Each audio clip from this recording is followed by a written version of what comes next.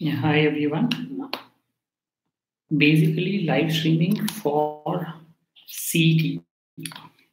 So we'll start the session maybe in a couple of minutes, uh, and then I will just try to discuss about the CET examination. How was it? What was it? And how do we go about it?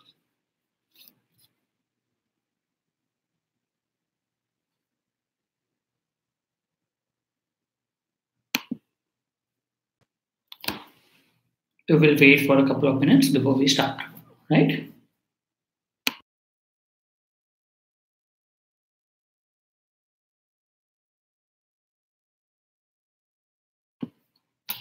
Hi, Arshil.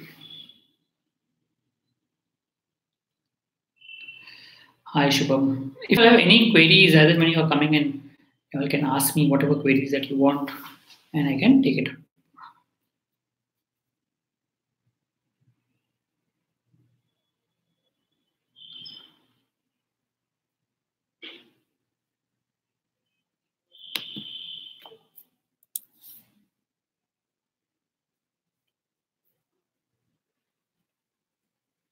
Yeah, hi, Swapnil.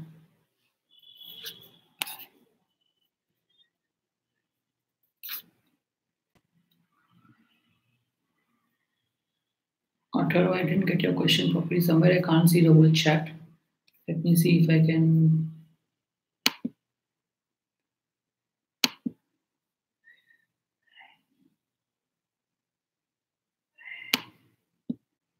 Okay, which college forms are now live? Otherwise, if you look at the college form, I will discuss about the CTL later. I'll just take some queries till some people come. Um, so, which college forms are live? I think Wellington is live. They're saying 15th March, but normally they will also open up again when the results come out. So, you can apply for Wellington if you're looking at it. Second, maybe Dalmia also is out. They say the last date is 31st March. If you want, you can wait for the results to come out and then apply to Dalmia. And SIS is one more area that we can look at. So SIS is one more area where you can maybe look at colleges, etc. Right. How about the calls? I'll have to work out what is the calls. Just 1 minute. I've written the cutoffs somewhere. So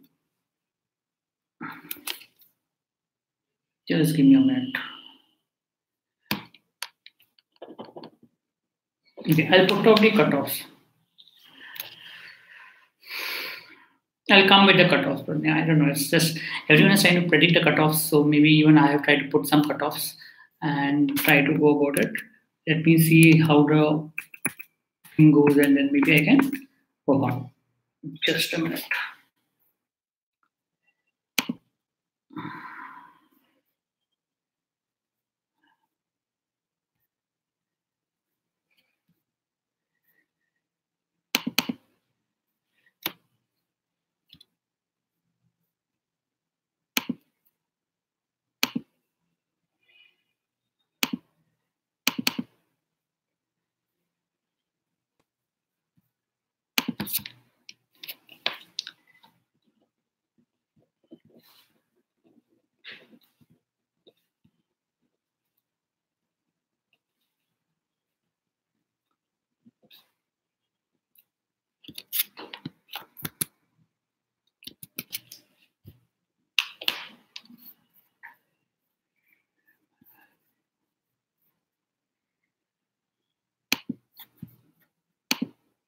Yeah, fine. Coming back to the session, how is NL Dalmia? Okay, JP. Okay, let me just take up few queries before I go about it. So I think I have to MSc Finance ka process. I will take it up in some time. How is NL Dalmia? I will take it up. Um, what is your take on slot 4? I'll take that up. I'm just writing down a question before I start. What's the analysis of business paper in terms of difficulty? A little more difficult. Okay. CAT 19 full schedule. No, this is not the area to focus on CAT 19. I'll focus on CET 19 right now and then work on it. I will have a separate session for CAT 19. Difficult level across 4 session doesn't matter, but anyway, I'll touch upon it. Normalization occurred. By DTE, I don't think it will count on normalization. And JBIM is cut off for MSc Finance. Fine. Okay, let me start with talking about how was the CET paper this year. So you all have a fair idea about a CET paper. I feel that let's not look at normalization right now. I don't know how to. I know how the normalization takes place, but normalization is very, very weird. I remember when the CAT there were 20 slots and 40 slots, and they should normalize, and it should be so weird normalization that there could be possible that a person who is really good would get low percentile, and a person who is really bad would get a high percentile. I mean, normalization process is really weird. I normally am not very for normalization. There should be normalization definitely, but it normally doesn't give you very accurate results. But yes, right now let's look at the way the scores are. Don't focus on normalization. For example, when you look at CAT this year, I believe the slot 2 DLR or slot 2, I think mathematics was slightly easier in the slot 1 mathematics. But when normalization took place, they increased the marks for slot 1 and decreased the marks for slot 1. I mean, increase the marks for slot 2 and decrease. So it's a little weird. So let's not count on normalization. It's based on some assumptions. There's some method called the equi-percentile method, which is normally used. I have put a YouTube video on equi-percentile method. You can check that out if you want. If you want to come out with a video, but let's not talk of normalization right now. Let's move that off. Yes, I mean, people are talking that the fourth slot was very, very difficult as compared to other slots. But that should not matter. Just leave it. I mean, even in the CET, in the CAT paper that went across, people had said that the slot 1 was more difficult than slot 2. But when a normalization process took place, the slot 2 marks were increased and the slot 1 marks were decreased. So let's not talk on normalization right now because it's very difficult to see how normalization process would affect your marks because a lot of factors that take place when you normalize. So leaving out normalization right now as such, okay, let's look at the paper in itself. Decent, good paper, I would say. I mean, if you ask me, yes, paper was slightly more difficult as compared to last year. Actually, it was not difficult. I would say that was not actually difficult in last year, but I would say it was more lengthier than last year. So automatically it took extra time to solve some questions which was there. But if a person had planned the paper properly, it could have done well because there were areas where people could solve. We heard that in the first, second slot, maths was slightly tough, but in the third, fourth slot, maths was slightly easier. Okay, and somewhere here and there. So in every slot, there were areas where people could solve. Okay, it's not that people couldn't solve. There were areas that people could solve and go about it. So overall, the paper seemed to be slightly difficult or not difficult, lengthier than last year, but there were areas where people can score marks. So I'm assuming there will be people. As far as the cutoff goes, I'm assuming that the cutoff will slightly go down as compared to last year. I mean, I'm not saying that it will remain same or go up. I think it will slightly go down, but slightly, not too much.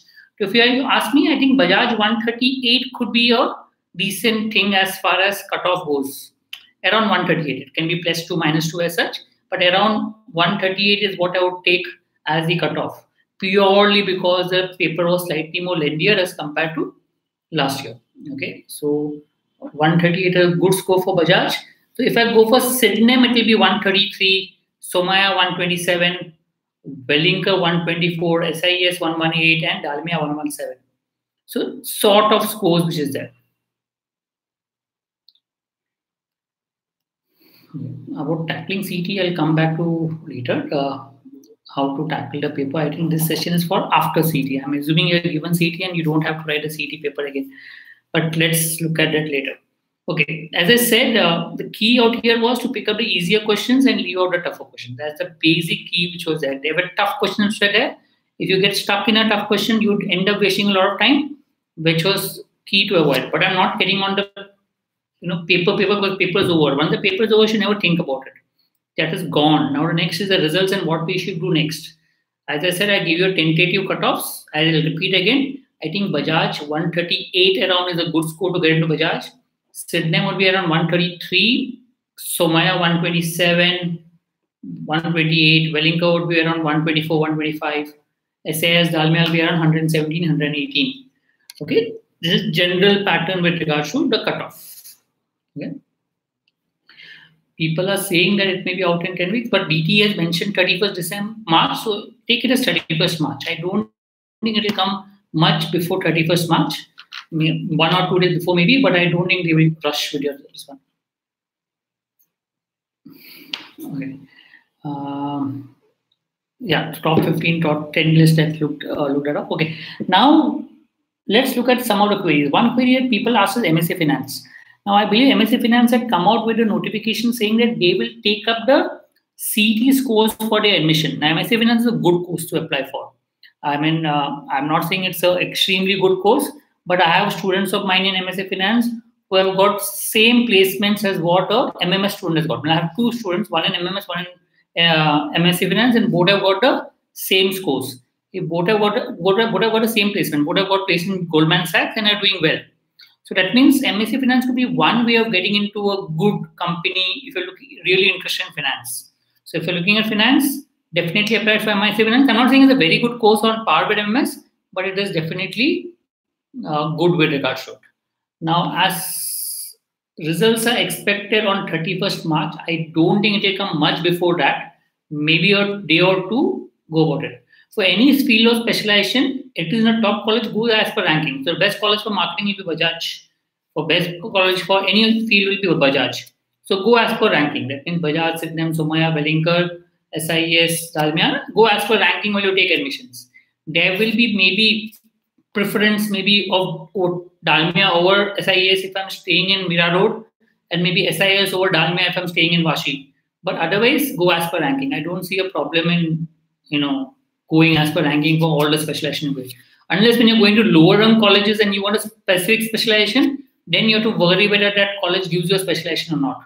For example, SIS may not give you a specialization in operations. Then you think about operations, good or bad. Yeah, one more thing is if I'm really interested in HR, maybe I should apply to HR. College is a separate course on HR which you can apply for. You can apply for Dalmia HR, which is there. So what happens in HR is that most of the colleges don't have too many students. So the placements are not a focus area of a lot of colleges. But since Dalmia has a specific number of students for HR, it makes sense to apply for HR in Dalmia if you're really interested in that. As per ranking, Wellinger will be better in Dalmia definitely in terms of placements and other areas as such. But I was thinking if you're looking at HR, particularly there's a course, Dalmia HR course, which you can look at. Otherwise, I would look at Wellinger over HR.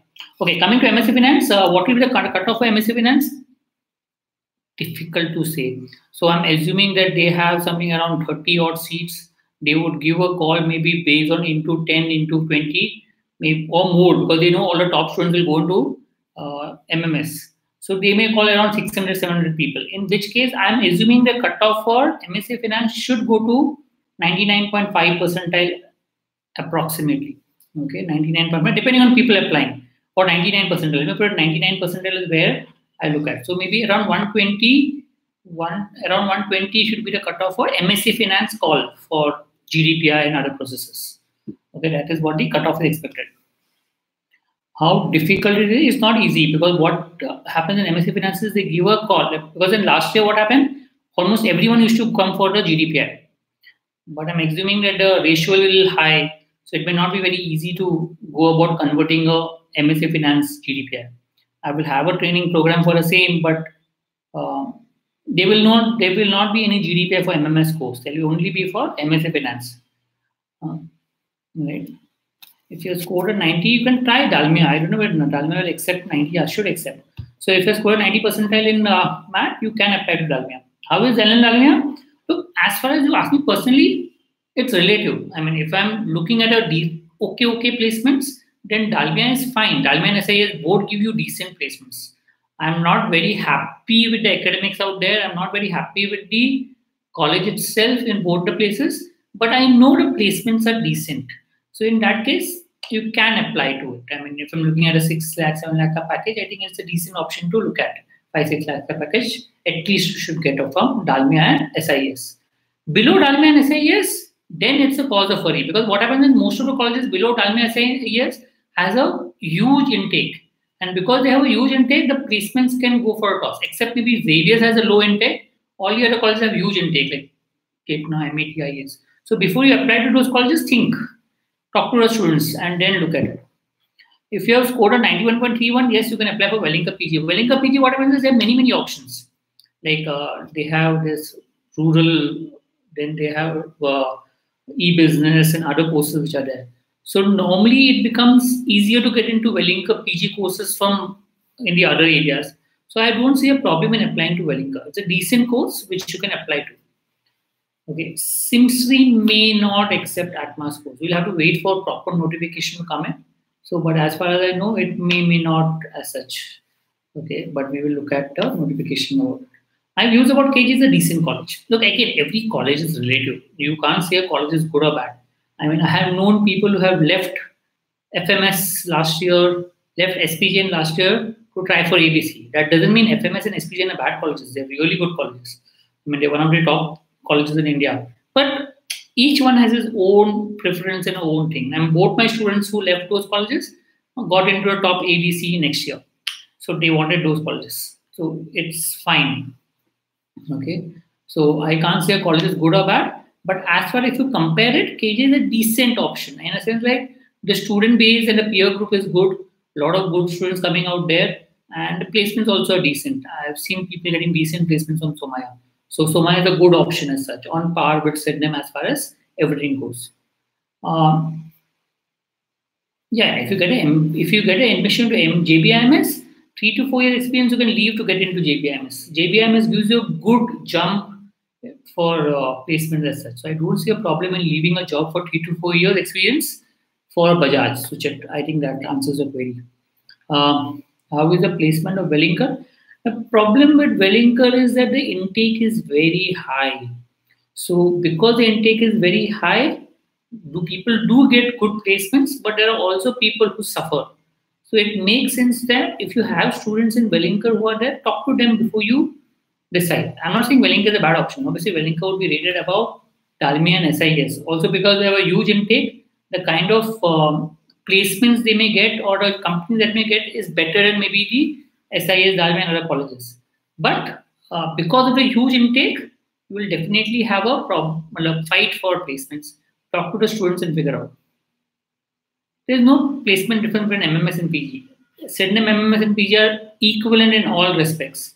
So even if you get a Sydenham MMS course or you get a Sydenham PG course, I don't see there's a difference in any of their things. Both are similar in nature, and if you get either of them, it doesn't make a difference in terms of this one. Both are good enough. Okay. Okay. What should be your plan of action from now onwards if you're looking at it? If your plan of action is so if you're looking only at JB, okay, and nothing else, then it would make sense to. And if you're not looking at Sydenham and you want to wait for 1 year, there's no harm. Wait for 1 year if you don't get Bajaj. If you get Bajaj, take it. And it's very clear. You already have a job or you already have backup option or something on that. You can wait for next year. There's no harm in doing that. Whichever college you're aiming for. But if you feel you don't have option and you want to take up a college this year, it makes sense to apply for the PG courses of different colleges. Like Wellinker has a PG course. SAS Dalmia will have a PG course. Look at these PG courses and try to apply for these courses. I mean, it makes sense to be a good option. Now, a lot of questions that come across is how is MMS and PG? In most of the colleges, MMS is equal to PG. I mean, the placements are same, everything is plain. I don't see a problem getting into MMS course or PG course in any of the top 7-8 colleges. Up to SIS Dalmia, you go to MMS or you go to PG, you'll get a similar placements. I don't see a problem in that. It's only in the lower rung colleges, maybe a MMS will be preferred over PG. Okay, because when companies come in, maybe they would prefer MMS over PG. But as I said, in most of the top 10 colleges at least, the placements in MMS would be on par with placements at PG. Everything is on par. So I don't see a difference as such between. So if you ask me, Somaya, is PG better or MMS better? Both are same. So I don't see a problem in that.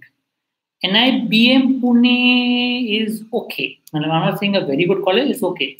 The problem with Pune is the placements have not been great in Pune colleges, except for few of them. NIBM is a decent college, but you will have to really check its placement before you go about it. Because most of the companies are based in Bombay. The Bombay colleges tend to get a better placement than a Pune set of colleges.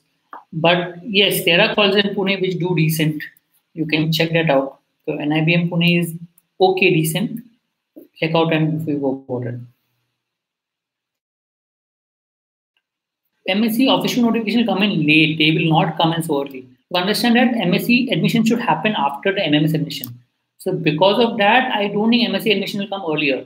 Because if it comes earlier and we finish the admission process early, then once the MMS admission starts, all the students will run to MMS, the top students, and then MSc will fall vacant.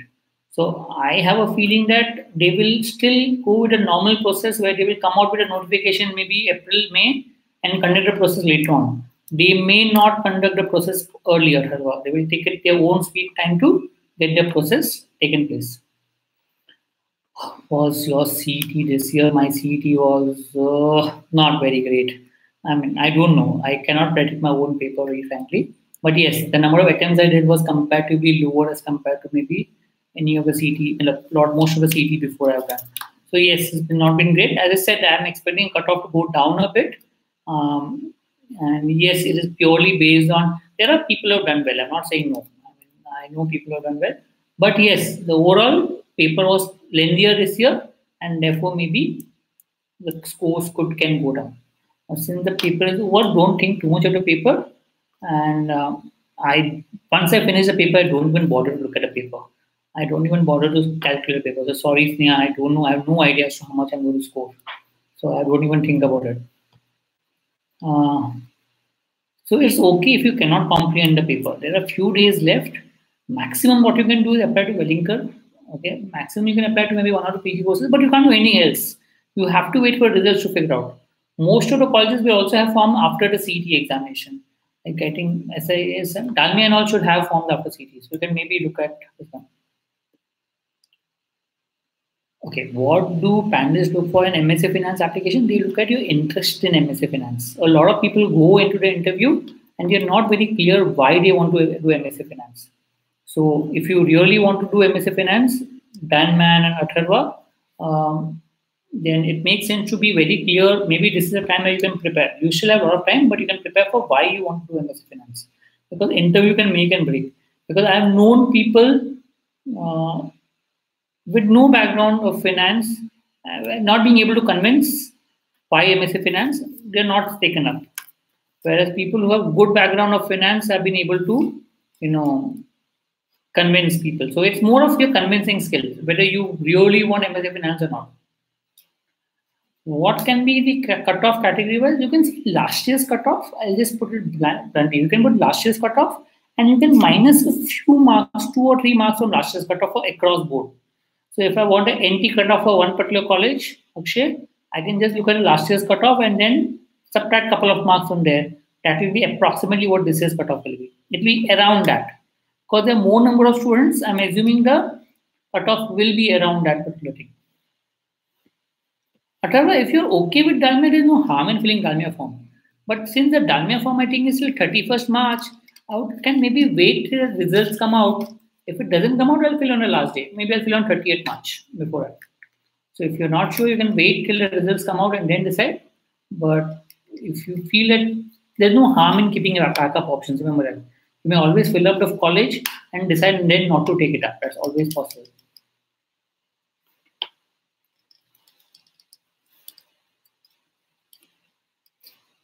Bas Electro, should I join whatever college you want? It is very difficult for me to tell you what to do. I have had one of my students who gave CETs 3 times. First time he missed Jabajal by 1 mark. Second time missed by 1 rank. Third time he got it. So I have people doing that. So it depends on what college you get. If you get a decent college, take it up. In the meantime, you can also try it for PG courses and see if you can get admission to decent PG courses and see which is the good option you can get. Yeah, if you're not happy with Dalmia, then it's okay to keep a backup option. Take up a college, apply. Look, always remember that. A lot of people do this a big mistake is that they don't apply to colleges. And then when the application dates are over, then they realize I should have applied to it. Okay. I understand that a lot of people want to get into a top college, but it makes sense to have a backup option. Okay, if I don't want to get into Dalmia and I'm ready to wait for 1 year, great, then don't apply to Dalmia. But if I'm not sure about it, there's no harm in apply. Yeah, I mean, it makes them to have a backup option. I mean, I remember during my time also, in the first attempt or second attempt, I had applied to many colleges and I converted them also, some of them. But I didn't take it up. I said, no, I'll wait for one more year for getting into IIMs. I got into Bajaj luckily that year, but the fact that I applied and kept was a backup option. So that's how it goes. Which slot was most difficult? Can't say, Akshay. There are different reviews coming up. From whatever reviews people are saying is a fourth slot, but very difficult to say. I thought that each slot had its own elements of goodness and badness. So it depends on what your strong area is. So if you're banking on logic, then maybe the fourth slot was a tough slot. Okay, if you're banking on mathematics, I thought the first, second slot were a tough slot. So it depends on where your strengths and weakness, different slots will be varying. Overall, people are saying fourth slot was more difficult, but then let's wait for results to come out.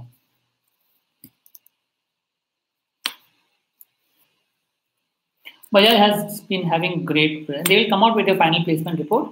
I have had students who have got amazing placements in Bajaj. So I don't see a problem in Bajaj placements as such.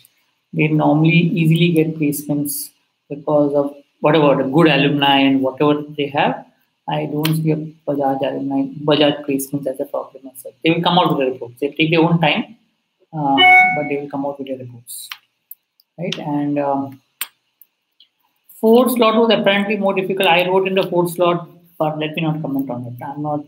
I've not seen the other three slots, and I've seen people talking something and actually being something else. I remember when people went to the exam this year in CAT in the second slot, first slot people said it was okay, easy. When people went in the exam, they realized it was not easy. It was relatively easy, but it was tough. What does CET exam look for? Speed is very important. Okay, and obviously, with speed, you need to have presence of mind. But speed becomes extremely important. My attempts were around, I don't know. Obviously, I attempted everything, all the questions.